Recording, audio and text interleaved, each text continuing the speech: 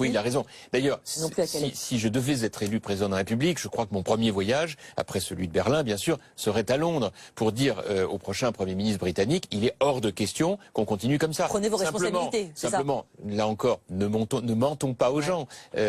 La Grande-Bretagne n'a jamais été dans Schengen, donc on n'aurait jamais dû attendre aussi longtemps. Le traité du Touquet était un mauvais traité, parce qu'en réalité c'est un traité qui datait de 2003, par lequel la France acceptait de prendre en charge la totalité de la frontière, aux frais de la France.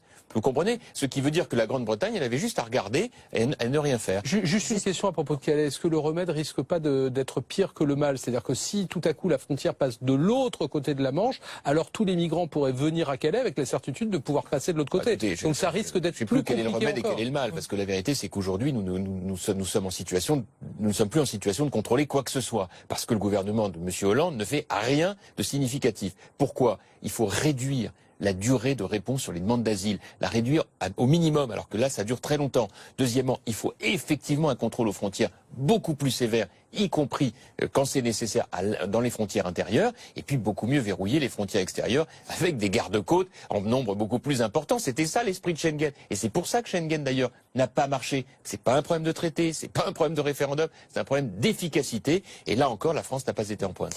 Jean-François Copé, évidemment, cette primaire des Républicains